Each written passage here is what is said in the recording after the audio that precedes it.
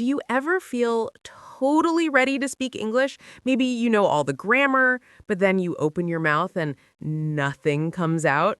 Ugh, Mia, that is the most relatable feeling for every English learner, right? Exactly. It's like your brain freezes because you're trying to build the perfect sentence. It's frustrating when you study so hard. Maybe you have a vocabulary list of 1,000 words, but when you're actually alone and you want to practice speaking, you feel shy even talking to yourself. Talking to yourself, that's the core of today's topic. How do we practice speaking English effectively when we are totally alone? Welcome back, everyone. I'm Leo, And I'm Mia. and this is the English Blend, where we blend language learning with real-life conversations. Today we are diving into how to practice speaking alone, or as we call it, solo English practice. This is key for boosting your confidence before you talk to anyone else. Exactly. So grab your coffee, maybe a notebook, and let's get started on how to turn that internal silence into useful practice. Let's start with a really important distinction, Leo. We need to talk about fluency versus accuracy. Ugh, this is a huge one, right? When we talk about learning a language, especially English, people often think they need to be perfectly accurate first. Yes, they believe they need perfect grammar, zero mistakes, and the exact right idiom for the situation. That is accuracy, focusing on the rules. And accuracy is important, eventually, but if you focus too much on it, you stop moving. You stop communicating. That's why we need to prioritize fluency. Fluency is about the flow. It's about being able to speak smoothly without long, painful pauses so that the person listening understands your main message. Think of it like driving. Accuracy is knowing every single traffic law perfectly.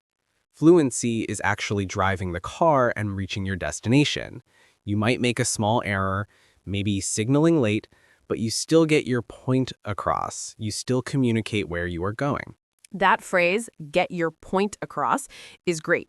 It means successfully communicating the main idea or message, even if the language used isn't perfect. Yes, if you order coffee and say, "I want coffee black, please," instead of "I would like a black coffee, please," you still got your point across. You got the coffee. The goal of practicing alone is to train your brain for fluency so you can get your point across quickly in real life. We want to remove the fear of making a small grammar mistake. And that fear, Mia, often comes from overthinking grammar rules. Absolutely. Why does focusing on grammar block our fluency? Because your brain has to perform two tasks at once. Task 1, think of the message. Task 2, apply the perfect past perfect subjunctive structure to the message. That second task slows everything down dramatically. It's exhausting. When you are practicing alone, your inner critic, that voice that says, wait, was that has gone or went, becomes too loud. When you're speaking, you need to be in the moment. If you stop every 3 words to check the verb conjugation, you break the flow. You lose the rhythm of the conversation. This is especially true for learners at the A2 or B1 level. They have enough knowledge to understand complex rules, but not enough practice to use them automatically. So they pause. And the pause feels painful. We call that the grammar wall. You hit this imaginary wall because you are trying to be accurate before you are fluent. That brings us to our first useful phrase for today, to hit a wall. This means to stop making progress suddenly, or to reach a difficult barrier. For example, I was studying great for an hour, but then I started focusing on conditional clauses and I hit a wall. Or, I can talk about my hobbies easily, but when I try to discuss philosophy, I always hit a wall. Perfect. So the first step in solo practice is agreeing with yourself. I am allowed to make mistakes. My goal is flow. This helps you push through that grammar wall. We need to rewire the brain to think of English as a communicative tool first, not an academic puzzle. I remember a short story about this. It wasn't about English, but about a traveler in Portugal. He had studied Portuguese grammar for months, very intensely. He could write complex emails. Oh, I know where this is going. He went into a small bakery, very proud of his grammar. He tried to order a simple coffee and a pastry using the perfect polite conditional tense. The complicated one. Yes, and the baker just looked confused. Finally, the traveler, frustrated, just pointed and said, "Coffee, small, cake, please." Very basic. And he got his coffee and cake. He got his point across. Exactly. He realized that knowing all the rules was useless if he couldn't use simple language to achieve his goal. The baker didn't care about his verb tenses. The baker cared about the message. That's a great cultural note showing that communication overrides perfectionism every time, especially in real-world scenarios like shopping or traveling. So how do we train ourselves to talk alone without that inner grammar critic screaming at us? We have some practical tips for solo English. Let's start with tip number 1, which is perhaps the most powerful tool for solo practice: massive listening and shadowing. This isn't just listening to a podcast while doing the dishes. Massive listening means focused listening to natural English content, podcasts, YouTube, news, that is slightly above your comfortable level. And then comes the shadowing part. Shadowing means listening to the native speaker and then immediately, almost simultaneously, trying to repeat exactly what they said, copying their tone and rhythm. You are not thinking about the words or the grammar.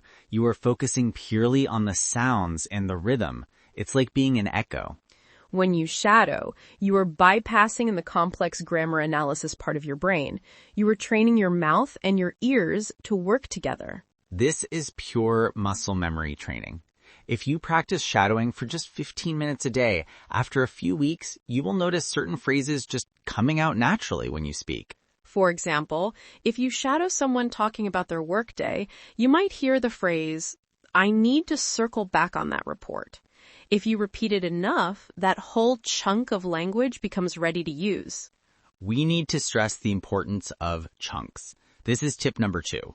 Learn in chunks, not individual words. A chunk is a group of words that naturally go together, like a small ready-made phrase. Instead of learning the word look, and the word forward, and the word to, learn the chunk, "I'm looking forward to." Why is this helpful for solo practice? Because when you are talking to yourself, you don't have to build the sentence word by word. You just pull out the ready-made chunk. Imagine you are rehearsing a conversation in your head about a weekend plan. Instead of trying to construct, "I will go to the movies with my friend," you pull the chunk, "I'm planning on going to..." Chunks make fluency much faster because they reduce the decision-making load on your brain. You are processing groups of words, which is how native speakers operate. Think about apologizing. Instead of struggling to piece together, "I apologize for being late," you just use the chunk, "I'm so sorry I'm late." And these chunks come straight from the massive listening practice we just talked about. The two tips work together. Listen massively, identify the chunks, and use them in your solo speaking practice. We need to move away from translation. When you speak, if you translate from your native language, you will hit a wall very quickly because the structures rarely match up perfectly. The chunk approach helps you avoid translation entirely. You hear it, you repeat it, you use it.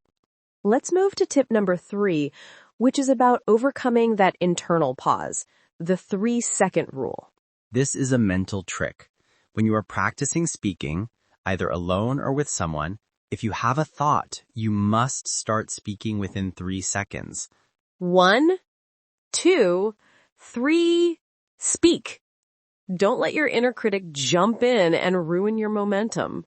If you allow yourself more than 3 seconds, your brain starts analyzing grammar, looking for the perfect vocabulary word, and eventually you say nothing, or you start translating. The goal of the 3-second rule is pure flow. It forces you to prioritize getting your point across using the language you already know, rather than searching for the language you wish you knew. So, If you are alone, perhaps looking out the window and you think, it looks like it might rain, you must say it out loud immediately. If you can't remember the word might, you use something else like, I think it will rain. Communication, not perfection. The 3-second rule trains your brain to accept good enough language quickly. And this leads us perfectly to tip number 4, which is the actual method of speaking alone, the internal monologue/dialogue technique. This means narrating your life or having conversations with yourself in English out loud every single day. It sounds crazy, but it's incredibly effective. You literally become your own conversation partner. You can start simple. When you are making breakfast, you narrate, okay, I am putting the bread in the toaster. I need to find the butter. Oh no, the milk is expired. I must buy new milk later. You are constantly creating English output based on immediate, real-life events. This is much better than trying to memorize a script about an abstract topic. And you can make it a dialogue, which is even more helpful. You imagine you are speaking to a friend or a barista. If you are at the cafe, you can whisper practice the exchange before you actually order. Hello, can I please have a large latte? Yes, thank you. No sugar. This makes the language totally relevant and applicable. You aren't just reciting vocabulary. You are using the chunks of language necessary for your day-to-day life. The dialogue technique is also great because it forces you to practice questions and responses. For example, you ask yourself, what do I need to do today? And then you answer yourself. First, I need to finish that work email. When you are having this internal conversation, if you hit a wall, if you can't remember a word, do not stop. This is crucial. Yes, if you can't remember the word microwave, you just describe it. I'm going to put the food in the machine that heats it up fast. You get your point across using a different method. This trains your brain to be flexible and overcome vocabulary gaps without losing fluency.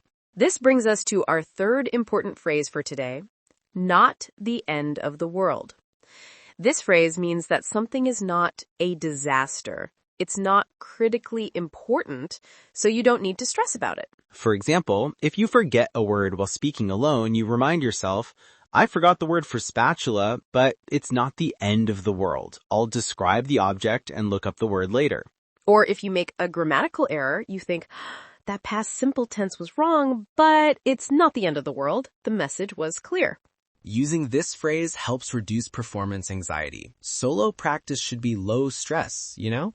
Absolutely. When practicing alone, if you mess up, there are no consequences. It's not the end of the world because no one is listening except you. Now, let's talk about tip number 5, which is the final stage of effective solo practice. Record yourself speaking. This sounds painful, I know. Hearing your own voice is always a little strange. It is, but recording is the best way to become your own teacher. Use your phone's voice recorder for just 2 minutes a day. Choose a topic, maybe describe your favorite movie or explain your goals for the week, and just talk for 120 seconds. Remember the 3-second rule. Keep the flow going. When you listen back, you aren't listening for every tiny grammatical error. That's too much stress. Instead, you are listening for 2 main things. 1, your rhythm and flow, fluency. Are there too many long pauses? 2, did you successfully get your point across? Was your message clear? If you notice you used the same basic verb like do 50 times, maybe you look up synonyms for do afterward.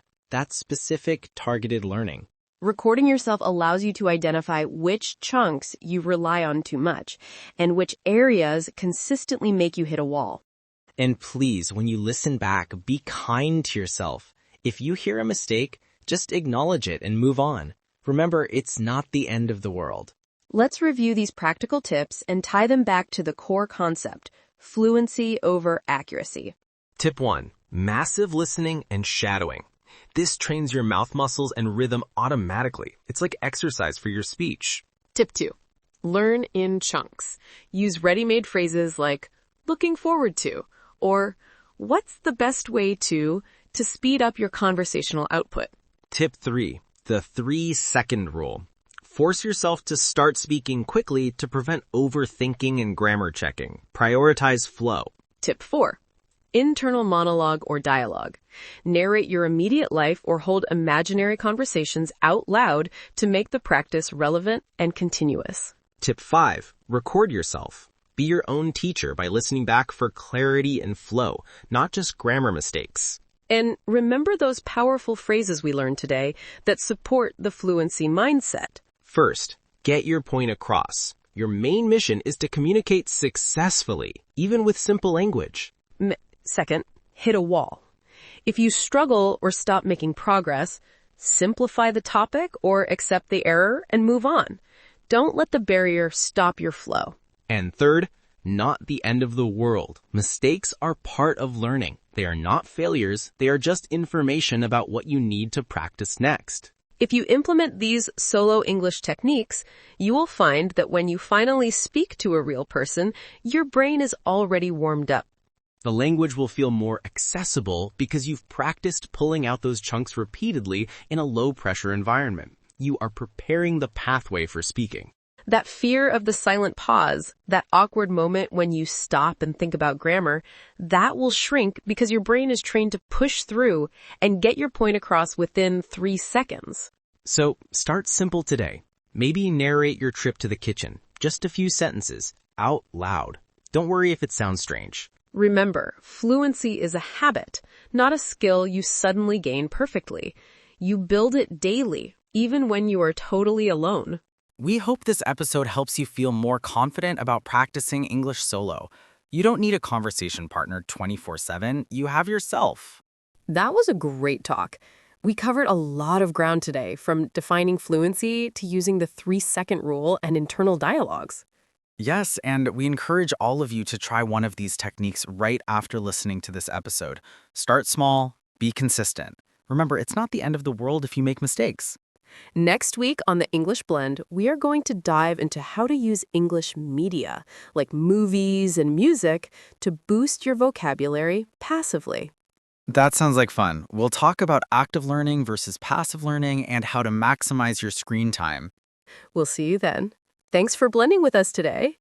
Yes, thank you for listening. See you in the next episode of the English Blend.